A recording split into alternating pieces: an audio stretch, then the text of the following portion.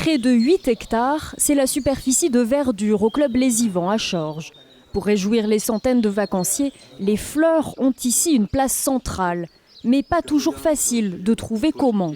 J'ai une petite fontaine là, qui est tristounette. Elle se trouve sur un lieu de passage qui est assez fréquenté. Et ce que j'ai envie, c'est de mettre un petit peu en valeur cette fontaine. Voilà. Donc j'ai mis du terreau, j'ai mis tout ce qu'il fallait en terreau. Et je vais planter des fleurs pour avoir de la couleur. Et un peu de volume qui permettra de vraiment égayer ce petit coin qui est un peu triste. Voilà. Le jardinier du domaine fait donc appel aux pépinières Follin pour le conseiller. Bonjour Sébastien. Oh, voilà. Il y a des annuels comme on avait convenu pour vraiment apporter des couleurs punchy là, et puis un peu des vivaces pour que comme ça chaque année ça revient. Ça c'est un lupin. Il y a du rouge, du jaune, du bleu et du rose. Elles sont très belles tes fleurs. Ah très très belles.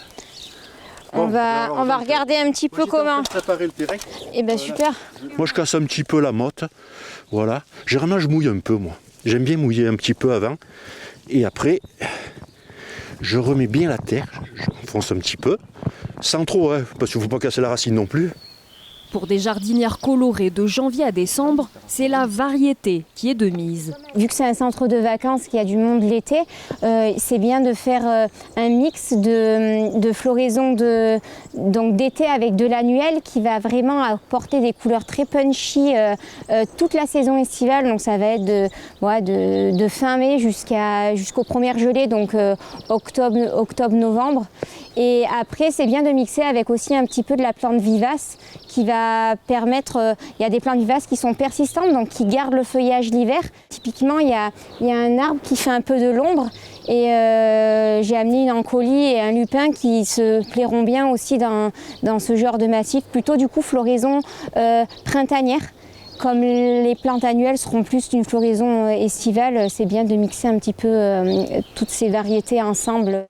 Sébastien est jardinier au club Les Ivans depuis plus de 10 ans.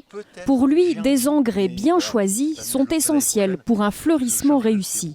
Il y a plusieurs types d'engrais.